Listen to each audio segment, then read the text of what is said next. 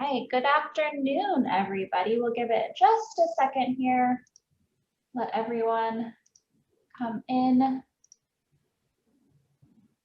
So thank you for joining us today for our How Does Trauma Affect Us? Learning and our program goals.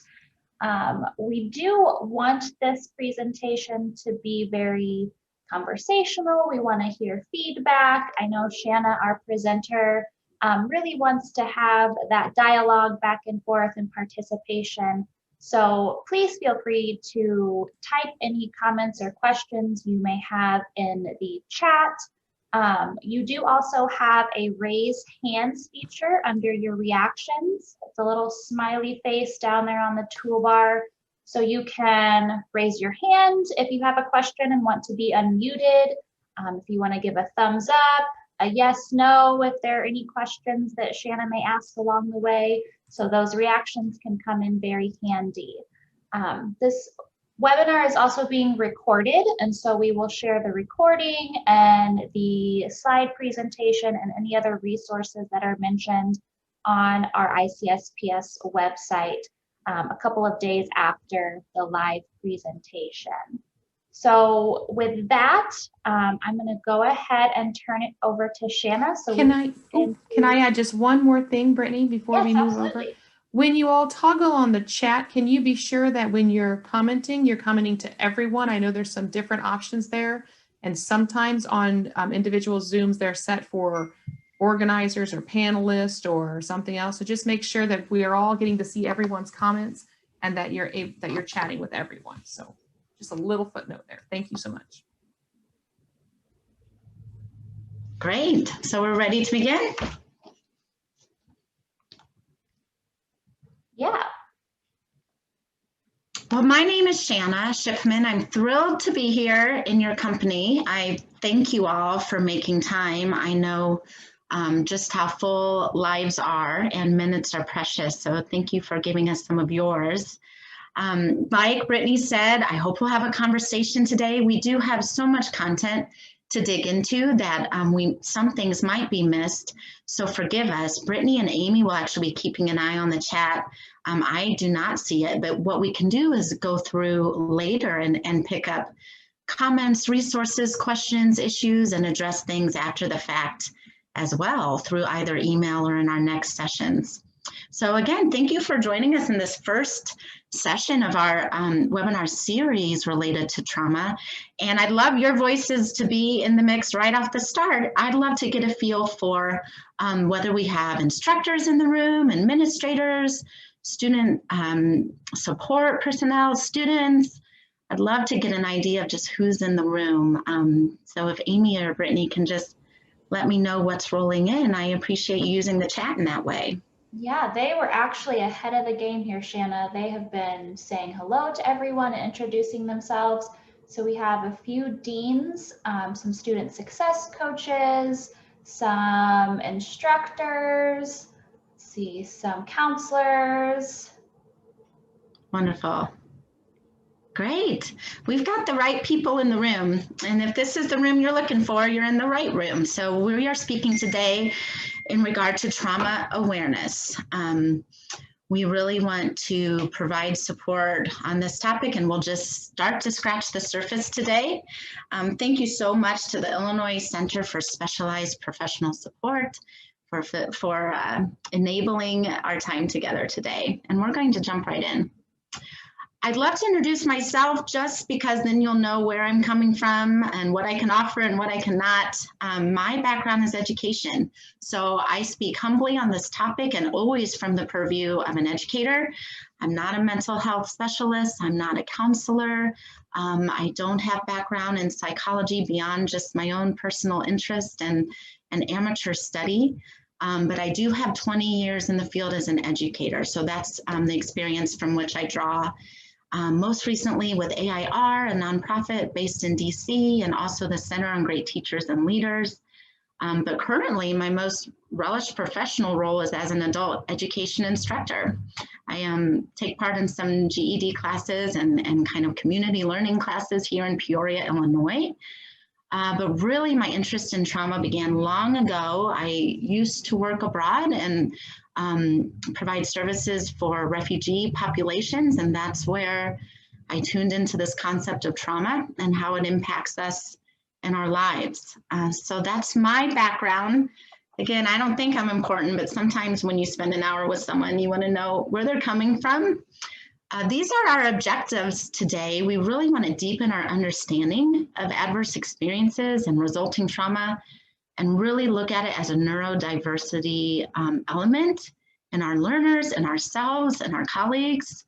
I mean, I don't know about all of you, but in our families. I should have listed on the previous page, probably my biggest interest in trauma just comes from being a parent.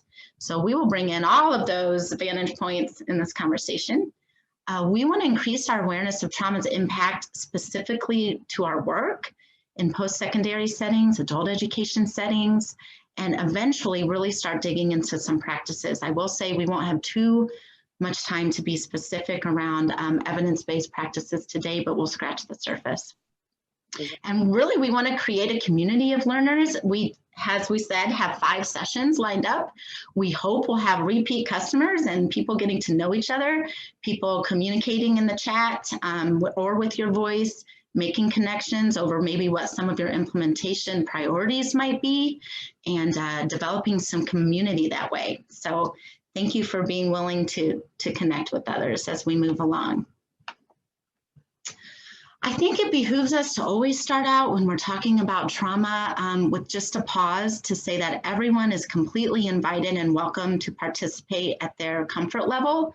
No one will be put on the spot for sharing. If you need to shift either mentally or physically to something else because something feels heavy, something is a trigger, or past experiences that are relevant to you, please know that we understand and there's no problem there. But I also put up the rest of our dates here. I hope that you're with us for the long run. As we just said, we can really support each other more as we go along. In my clicking there, we always start with why. And again, Amy and Brittany will let me know if we have really pertinent questions as we go, but we'll start with this one. Why become trauma aware? I think that will be up to each of us to personally devise as we go. I know for me, I wanted to be able to serve students better. I wanted to be able to understand my own experiences and how they impact me, my life, and my work better. And I really wanted to kind of not leave any students behind if at all possible. So a trauma-informed classroom is a more equitable classroom, and in our later sessions, we'll get more into the connection between trauma-informed practice and equity in our classrooms. But seeing it as neurodiversity, seeing trauma and our past experiences as part of the wealth that makes us all different and different as learners can only benefit us in our classrooms. And I love this image because, you know, we started with the glasses picture as kind of a lens to see ourselves and to see learners, is this trauma-aware lens. But I think of this device that we all recognize from the optometrist. You know, if you think of sitting in the chair and having one lens kind of added to the other as we go, I just think it symbolizes our career paths. We are focused on our learners gets clearer as we go, as we add these additional lenses. So think of trauma awareness as one more lens that you're adding in order to focus in on the needs of your students. And I might really be preaching to the choir here today, so forgive all that kind of introductory language. Maybe we can pause for a second right now, and I'd love to get another element of feedback from the audience and participants. If you could go back to that chat box and type in just one little number, I would like to ask on a scale of 1 to 3, kind of where you assess your background, exposure, or knowledge related to trauma. So if you're just getting started in this conversation and just learning more for the first time, or you're relatively new in this topic, please type in a 1. If you've learned some along the way and you can really engage in a conversation and know some things, but you know you want to learn more, put in a 2. And if you have really made this a focus in your career, maybe you're implementing things in your own program, your own systems, maybe I could call on you to help share some of your experiences, although don't let that scare you. Please put in a 3 if trauma has really been a professional focus for you. And I'd love for Amy or Brittany to kind of let us know what numbers are rolling in so that we can tailor the rest of our time together. Yeah, I'm seeing a lot of 2s, so some familiarity there, a few 1s and a few 3s, but definitely a lot of 2s. Okay, wonderful. I would predict a lot of us would put ourselves there, that we know a few things, but definitely are always learning. So that's great to know. So it's helpful sometimes to start with maybe a story about real people. It kind of makes tangible instead of just conceptual, all of this talk around trauma. And we were just having a conversation with a colleague recently who shared anonymously a story that really illustrates to her, what it means to be trauma aware and then eventually more trauma informed in our practices. So she shared the story of a young woman who was kind of the first in her family to go on for post-secondary education. She's doing great. She was rock star in the classroom and really thriving. And then there was a change in courses. She advanced to the next level, and all of a sudden attendance dropped off drastically. The student was not seen or able to be contacted in regard to the course. And then, of course, success in the course began to plummet. And so an aware instructor reached out to ask why, what's going on? And sometimes it's that simple, right? Just to say what is going on. And found out that this young woman, this student, had actually endured some abuse, trauma, physical assault that came into play for her when she met her new instructor, which was a large male who happened to have a military background and a bit of a strong voiced approach to his classroom, which is all great. we love male instructors and we love all of these experiences we bring in, but for her personally, that was triggering of some of her former experiences in a way that really did not allow her to cognitively engage in her course. So we can keep a story like that in mind. It offers a few realizations that sometimes solutions or issues can be very deep and hard-hitting and personal, but also simple when you get to the bottom of changes that might need to be made that are getting in the way of success. So we like to sprinkle throughout our time together some real stories, and we'll be taking yours as well, always anonymously, to help us to illustrate what are we talking about when we talk about being more trauma aware. Because this is a journey. Today is all about awareness. As we go on, we'll progress in our awareness and really start talking about implementation. But this journey from being more trauma aware to trauma sensitive, to eventually more trauma responsive in our actions, to really sustainable implementation of trauma-informed practice, not just in pockets in our classrooms, but across systems. That's the goal, right? So we will kind of ebb and flow in our conversation along the spectrum, but please be aware that we were really starting here. We're really talking about trauma awareness at this stage of the game. So after all of that, shall we jump into what is trauma? Previous research on trauma really focused on the event, which is one of the 3 E's that you see bolded here. What happened to someone? But we know now that that's only part of the story. We know that we individually experience events in very different ways. What may be traumatic for one person is not for another for a host of factors. We know that we are very interested in the lasting effects of trauma, because really when we get down to the core of it, that middle point there, what makes something traumatic, what makes it traumatic versus just stressful is this overwhelming of a person's ability to cope, where the experience and the effects thereof take over our normal coping mechanisms that allow us to function in our lives. So there's a look at trauma. Again, individual trauma responses vary. We can think of all the protective or risk factors in our lives that impact us, where we are in our development, our temperament, our perception of life, our history, what happened following the trauma. Did we have the support we needed? Do we have the support we need going forward? So all of these are factors we keep in mind. There's no black or white to the question, is this traumatic? We can look at types of trauma that can be helpful.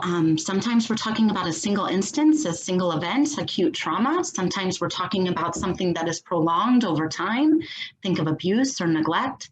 We'll really get into this idea when we talk more in a later session about the connections between poverty and trauma.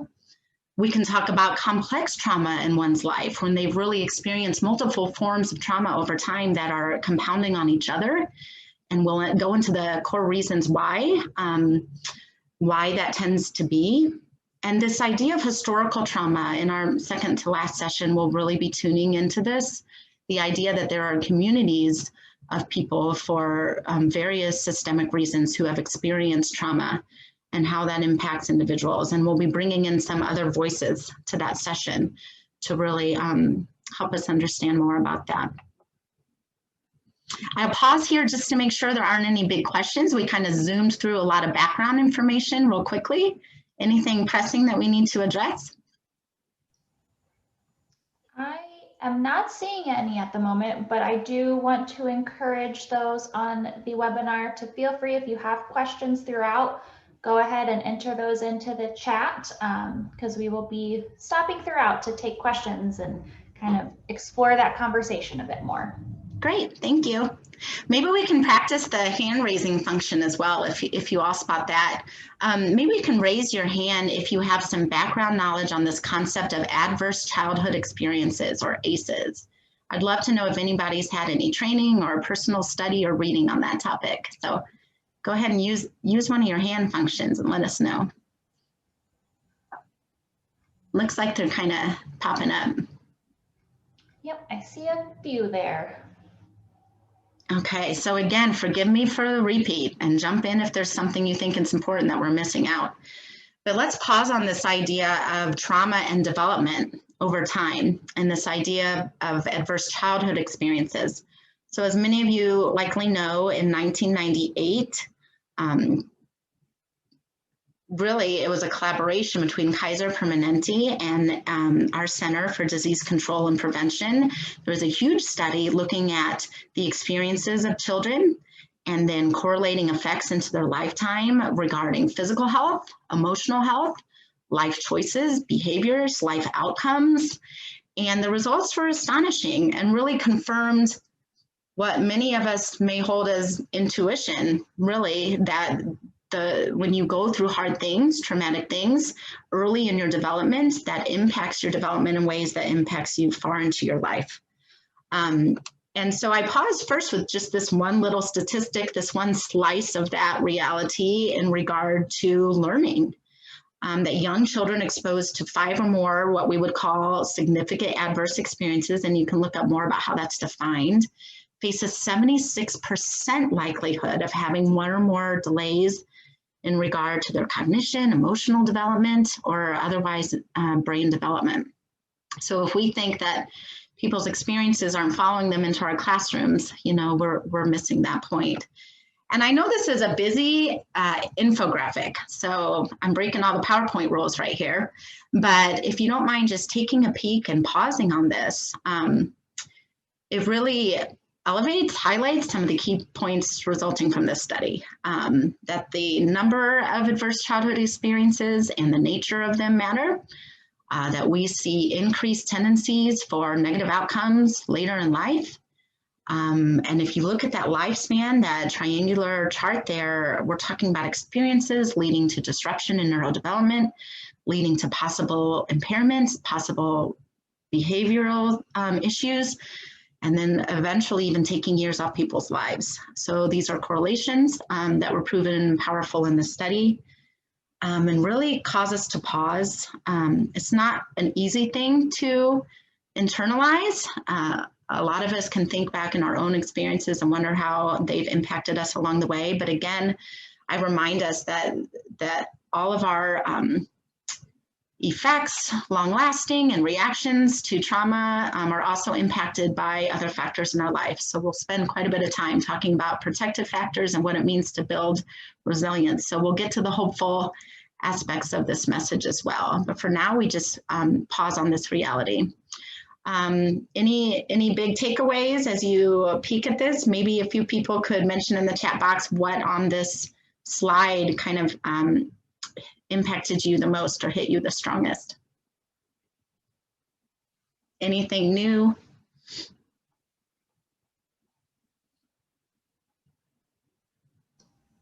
Anything popping in?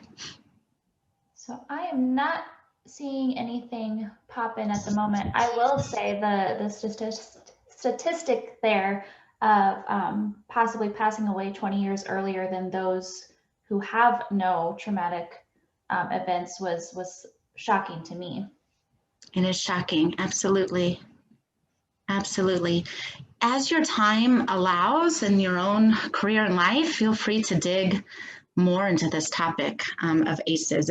It's fascinating, troubling, but illuminating as far as what can be done to help folks along the way.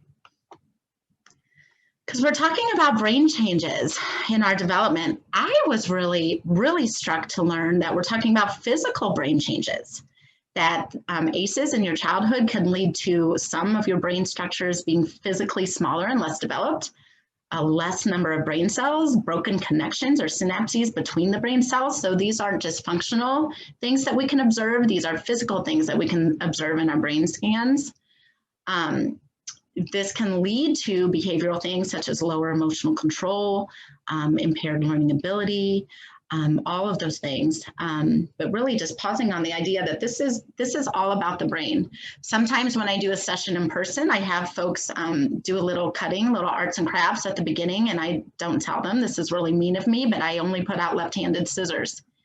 And then I say, using the same instructional tools for our students that have an altered neurological makeup because of trauma is kind of like asking a right-handed person to use left-handed scissors. It's the wrong tool based on something that is purely in our brain, not our choice.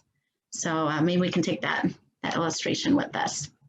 And if we pause on the brain for just a little bit longer, because we could spend days on this, we see that it really has to do with underactivity in some parts of the brain and then overactivity in others.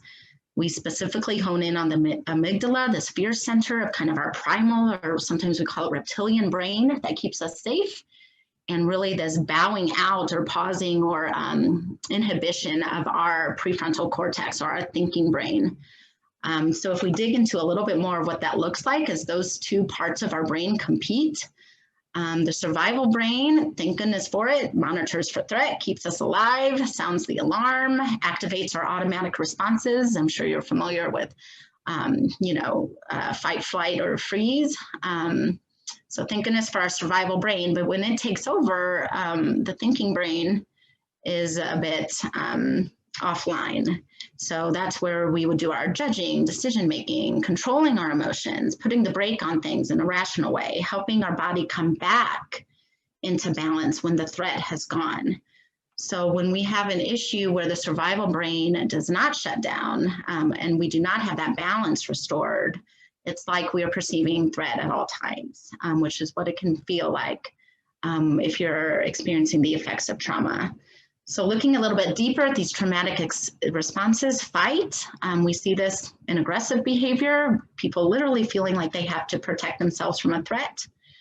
Flight, running away, or even just kind of sitting back with arms crossed and not engaging or participating is a form of flight. Freezing, this is really misinterpreted in classrooms at all age levels. I'm not saying that, of course, everyone who displays these characteristics are experiencing a freeze response to trauma, but sometimes it is the case.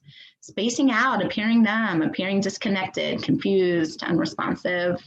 I can think of a lot of times in the classrooms in which I taught where I just wanted that kiddo to tune in, and trauma was the furthest thing from my mind as I was trying to get that response that I wanted.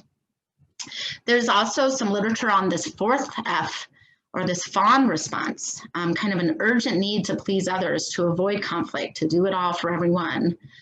Maybe a lot of us can relate to that, and we can dig a little deeper about whether that's trauma related or not.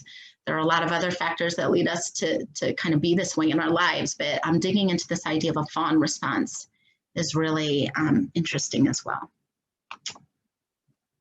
Another way to think about it is we kind of categorize responses that we're either experiencing or looking for in others. If we're hyper aroused, that's where you see this overactivity or kind of obsessive behavior, elevated behavior, agitation, that type of thing, versus hypoarousal, that bringing way down, feeling emotionally disconnected, withdrawing, feeling depressed, physically, changes in appetite or sleep. Dividing it this way can also be helpful. What do we see in folks emotionally? What do we see behaviorally, physically, cognitively? So again, these are all these same type of indicators, never an automatic link to trauma, but something that could be related. And we pause as educators on this cognitive piece. What does it mean for learning if someone's experiencing confusion, difficulty concentrating, forgetfulness, preoccupation with the event or intrusive thoughts? Where does, reading, writing, and arithmetic come into play, and is there room for it? I don't know about all of you, but what we're experiencing right now in the pandemic, there's fascinating studies and writing, at least preliminary writing going on about its connection to our cognitive well-being and how we function. Maybe we can raise our hands. I don't know if I'm the only one that's felt in a cloud with this chronic stress that we're experiencing, but it's all related, and we'll definitely get more into that in our session related more specifically to the pandemic. Thanks for the hand raises. It's not just me, right? In a cognitive cloud a bit. So yeah, we can pause on this very important concept as well of trigger responses. Reminders of past traumatic experiences that cause us to react as if we're experiencing it in that moment. This can seem really irrational and disconnected and hard to understand from an outsider looking in. And maybe that's the important takeaway for us, that someone's behavior doesn't always have to make sense, but we still need to find those right tools to, have everyone working towards their goals. Okay. So again, as I kind of preach this one more time to the choir, I'm sure, trauma is a neurological issue. It's a brain issue. It's about left-handed scissors if you're a right-handed brain. It's therefore a learning issue, and therefore it's our issue in the education business, right? Difficulty learning and difficulty processing information. I've heard people give an account that when they're in a traumatic or enhanced state, sometimes they're looking at the instructor and all they can hear is wah, wah, wah. They're seeing the lips moving, but the language processing isn't there. Difficulty regulating emotions, attention, and behavior. Again, a lot of times this can be misdiagnosed, misinterpreted as other things. There's really good literature right now looking at the connections between trauma and what we would perceive as attention deficits. So interesting to look at. Difficulty forming relationships. Now here's the saddest thing, because we know through research and our practical experience that relationship building can be the most powerful protective factor in an educational setting or otherwise when dealing with trauma. So what a tragic thing that the trauma is getting in the way of forming the relationships that can be the most related to kind of building resilience moving forward. Again, just kind of driving this home one more time. Instead of looking at someone and asking, why is this person acting this way? We would ask, what's happened to them? How is that impacting behavior right now? How does that impact how they best learn? This is easy to talk about in a webinar on a Thursday afternoon. It's hard to put into practice when we're real life humans dealing with other humans in an elevated situation. But we try to keep this in the back of our mind as we become more trauma aware. So that's a big idea. I'll pause there. Anything that we should elevate from the chat? Yeah, so we've actually had some great conversation going on in the chat. One question in particular in regards to resilience, sort of what those positive aspects are that they can draw on to offset the negative, and how to tap into those structures for resilience to help them navigate through and past traumatic experiences. Beautiful. So that's the question of the day, right? And the month as we continue to get together and discuss. So we're going to dig a lot more into that a little bit today, and quite a bit more as we go. So thank you for posing that essential question, because we so far have laid out a foundation of doom and gloom, right? But we know that humans are resilient, and we know we can foster that if we're intentional about it. So yes, absolutely, we'll get into that.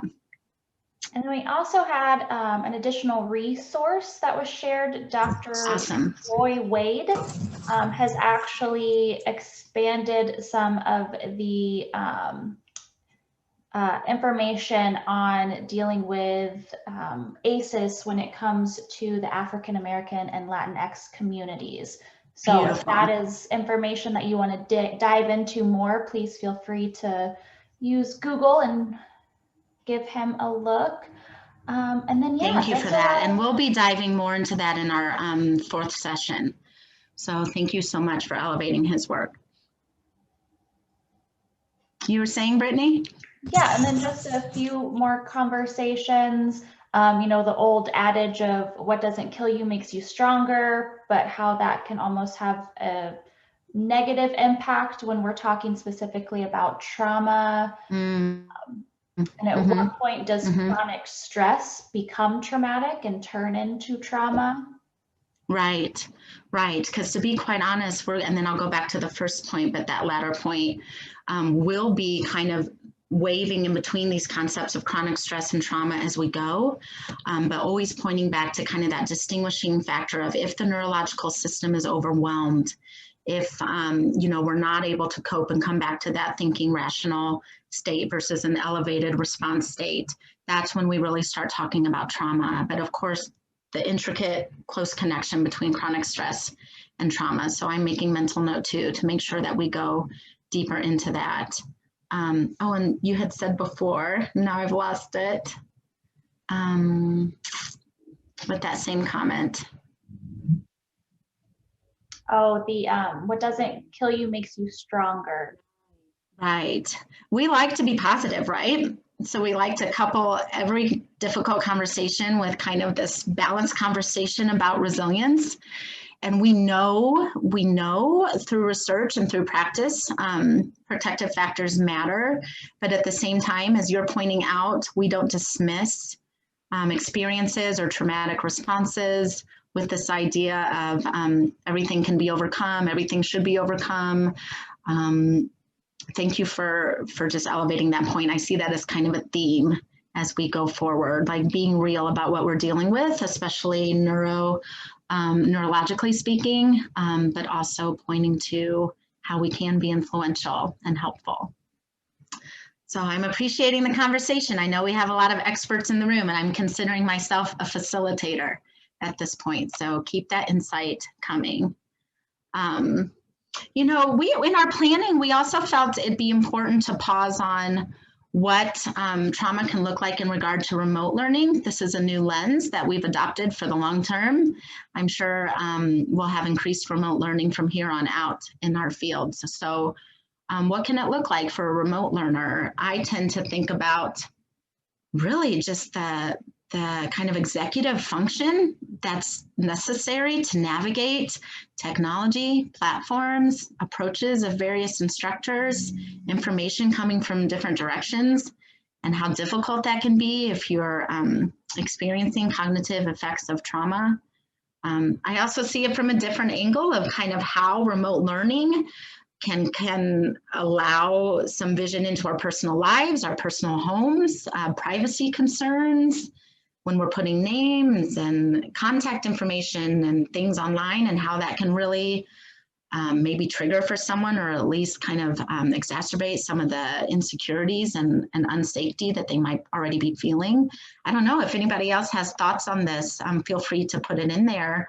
I think when we're talking more about the pandemic, we'll talk more about our classrooms and how remote learning interplays with this idea of trauma.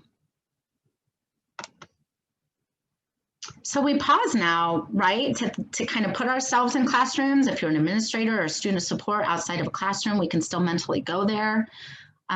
We can think about how trauma responsive behaviors might be misinterpreted, the complications that can arise from that, the disagreement that can arise from that. We can think about how regular learning experiences might impact a learner dealing with trauma, or even trigger responses. Let's keep those examples in our minds as we converse, and if you see any pop into the chat, let me know. But think about just how you do things in your classroom and what might help. And that's kind of, that's a little bit cheating on my part because we haven't dug into that yet, but we can at least start thinking about it. But yes, let's talk about resilience. We love this word as kind of a catchphrase for the things we do to overcome our adverse experiences. It describes a positive adaptive response. We know as humans we're highly capable of this. That's the good news. And I'm here to share also the good news that educators can play a very key role. Some of those protective factors, if we look at them in broad categories, include relationships. Really, the research points to this above all else. And for children, it's fascinating. We find that if there's just one consistent, supportive relationship, even if that's with an adult who's imperfect, if that's a consistent relationship, it makes a huge difference. But of course, I'd say the same is true for adults. A sense of mastery over life's circumstances. Does the individual feel some locus of control over circumstances? So your mind can start thinking in an instructional sense, how can we offer more control to our students? So at least there's that one safe realm where they have control and autonomy over aspects of learning. Strong executive function and self-regulation skills, that's cyclical. Trauma is going to eat away at that, but the more we intentionally build those types of organizational skills, then that's really helpful. Those regulatory skills, all of the social and emotional learning that's happening in K-12 and now coming into post-secondary in interesting ways has a lot to do with that self-regulation. Safe, supportive environments, it really starts there. And we can talk specifically about what does that look like? What does somebody see, hear, and feel when they walk into our environments? And affirming this strengthening network of our cultural and our faith traditions, always affirming that in an educational sense and drawing upon that as strength. We'll get more into that as well. Resilience is personal, just as the effects of trauma are experienced in a personal, individual way. Resilience is not all or nothing. It's not a switch. I'm resilient and now I'm not, or you're not. It's a process. It can ebb and flow and work backwards, but we keep moving forward, hopefully, influenced by many factors, completely various depending on the person, the situation, able to be supported at any age. There's no closing of the window of time in which resilience can be supported and enhanced. Intrapersonal, it's internal as well as interpersonal. So again, about those relationships. So as eventually we move from trauma aware, and I mean we as in everyone, people on the call, because I think there's a lot of knowledge on the call, moving from trauma aware closer to impacting our actions and our policies and our procedures, moving closer to being trauma informed in our approaches, we can keep these key ideas in mind. What is trauma informed? A trauma-informed approach or classroom or system realizes really how prevalent trauma is, that it's in every classroom. And I would argue that every single one of us is trauma affected. This is a gray scale, not black or white. So within every individual, there's awareness of trauma and how it can come into play. Recognizes signs and symptoms, so we can spend more time on that. Kind of what am I looking for? Because we want to be aware, we don't want to assume, but what are some of those key indicators where trauma might be at play? Responds by fully integrating knowledge into our policies. That's where we talk about taking the philosophical and translating it into the practical. And part of that means seeking to actively resist re-traumatization. When we talked about the young woman at the top of the hour who had a drastic change in instructor and then a drastic change in how she was feeling as far as her safety and how she responded to her studies, thank goodness she had a counselor or an instructor that was tuned in enough to ask why, and then acknowledge the importance of resisting re-traumatization, because in that instance, it was as simple as a different instructor, by no fault to the instructor, but it wasn't the right match for what she was experiencing. So seeking to actively resist re-traumatization. Here's some big broad categories of these kind of the 4 things I try to keep in my mind as a mantra as an instructor and being more trauma aware. Trauma aware instructors can care. First of all, we are not counselors. We don't have to be every student's best friend, but we can sure care about them as individuals and human beings. Be aware of the impacts of trauma, be aware of what's available in the community to be helpful to our students. I want to pause on this idea of flexibility. We can get into inner dialogues with ourselves about what's fair in a classroom, how we maintain high expectations in a classroom, how we make sure learning stays front and center while we're also always attuned to the needs of students as human beings. But I would put in a plug for this idea that you can be flexible in method and still maintain those high expectations, still make sure the learning is happening, the preparation for life is happening. Oftentimes it's a matter of a different tool or a different approach. Again, I always think back to those left-handed scissors that make everybody so grumpy at the beginning of my in-person sessions. And point to resources. The more that we can make ourselves aware of the resources available, when we do run into something, we can point folks to the people who are trained and experienced and expert at helping them through in a mental health sense. Other big ideas in regard to instructional considerations. There are concrete practices that we'll dive into at more depth as we go along that help folks to create attachment relationships, deal with distress, build their own self-worth. Calm transitions is a big thing and something that I was really interested to learn about. You know, I once had an evaluation from a student saying, well, Miss Shipman is my favorite class, but it's one wild ride. You never know what you're going to expect. And this was early in my teaching. And I thought, okay, this person's having fun. But over time, I've come to realize how unhelpful that can be for someone who's looking for predictability, for safety, for transitions that can be predicted as well. People aren't looking to be taken by surprise in their learning environment. Emotional regulation, practices that help to promote that. We look at the social and emotional learning progress and research for that. And again, always helping with those executive functioning skills that when our brain is needing more exercise in that area because our primal brain is taking over, we can do things to strengthen those skills. All right, this is where this gets criminal because we have very little time today to go into depth, but it's kind of a commercial for what's yet to come. We can really look at practices and get more and more concrete. So far, we've been a bit theoretical, but here's an overview of some of the things that we can dive into together over time. How do we create safety in our classrooms? And again, I'm talking campus level now, so let's think that way. Let's think on the campus level. How do we create that physical and emotional safety in our policies and practices? Communication with students, and then what comes after that communication, follow through or trustworthiness. This has to do with further down the list, collaborating meaningfully with students. If we're asking for student input, are we utilizing that input? Is it going somewhere? Because that's really building this idea of contribution, ownership, self-worth.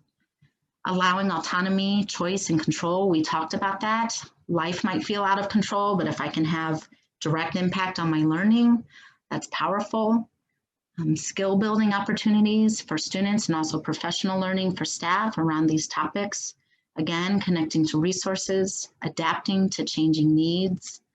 I would love to hear responses to this or even examples at this point in the chat box regarding what's happening on your campus that you think could fall into some of these categories, practices that are really benefiting all students, but having an even greater disproportionate positive impact on students who are trauma affected. So any responses or examples coming through, thinking on a campus level? Yeah, so I will go ahead and give them just a beat to type that in there. Or if you want, if you have a working microphone and you want to use that raise hand reaction, we can unmute you as well, and we can have a conversation that way. We did have one come through, trigger warnings on the syllabus. Great, wonderful. And I would dig deeper, kind of, you know, maybe we can share some of that verbiage along the way if people are wondering exactly what that warning might sound like.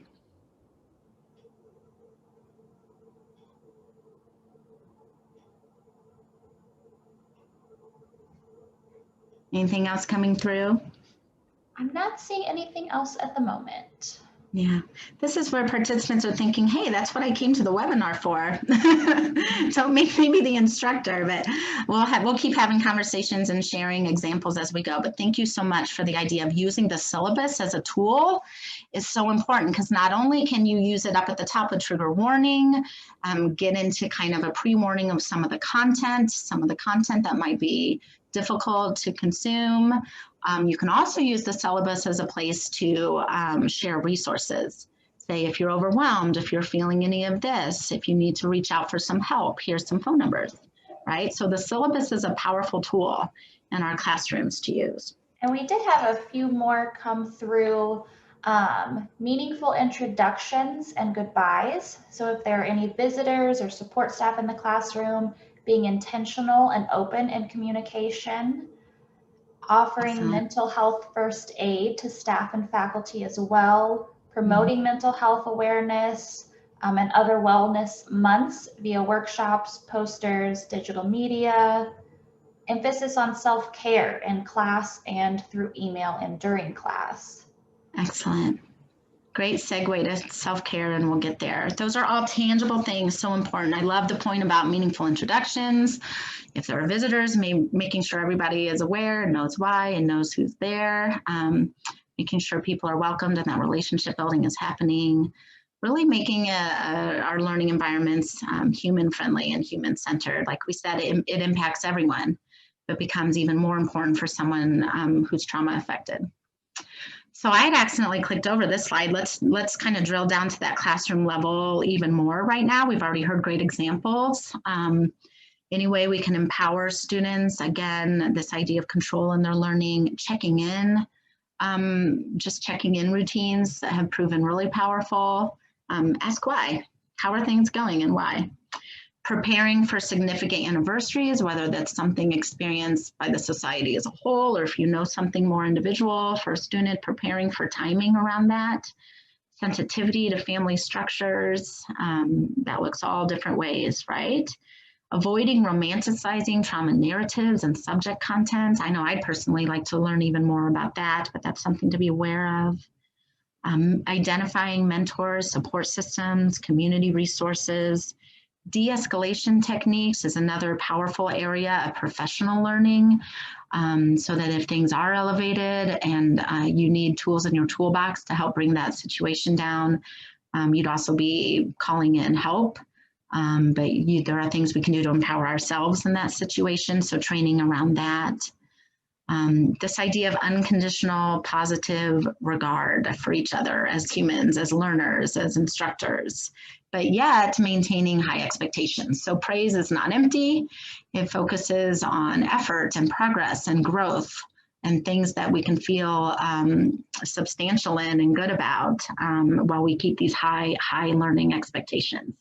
So really valuing why people are there, what brought them to the room, what they need to learn, and how that's going to help them live their lives.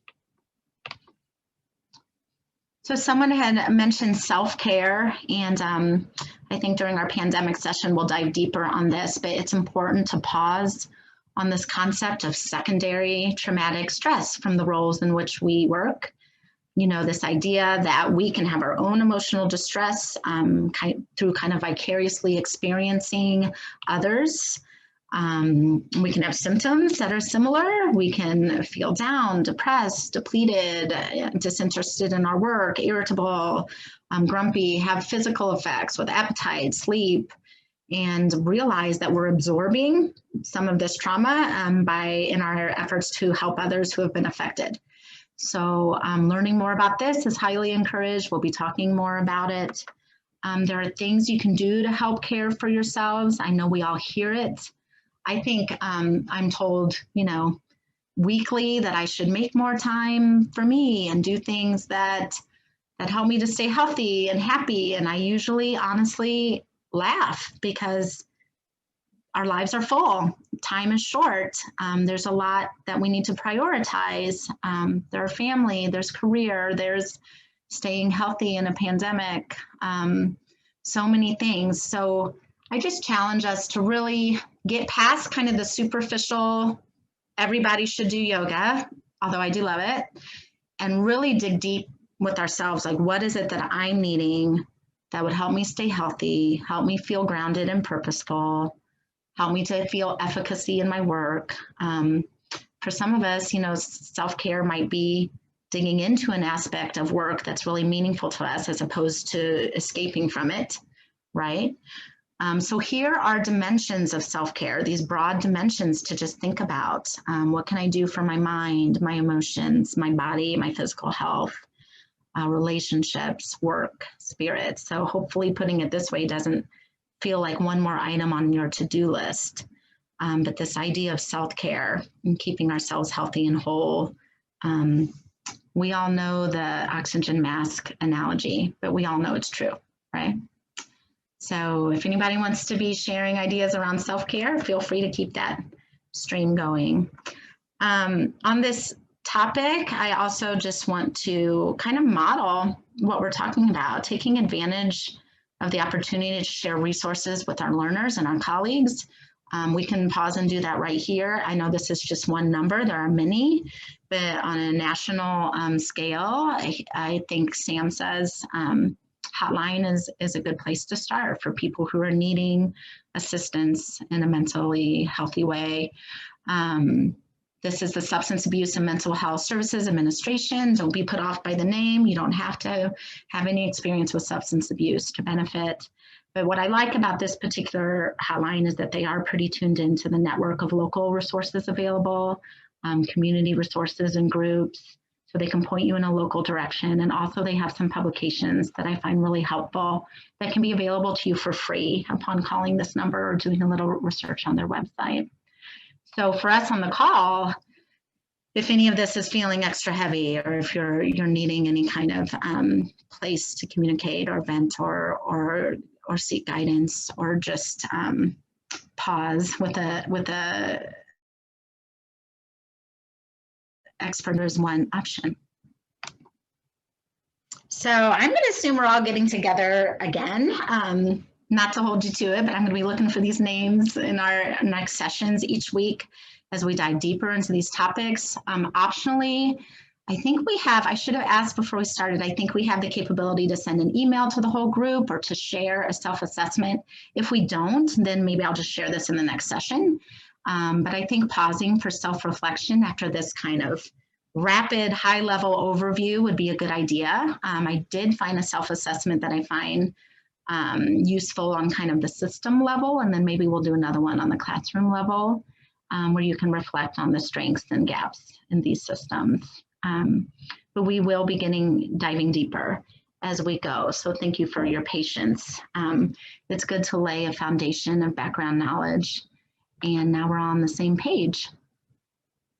So feel free to be in touch. I should have put that on the optional to-dos. If you want to shoot me an email about anything related to what we talked about or topics moving forward, it's smshipma, just that many letters in my last name at ilstu.edu. So feel free to reach out.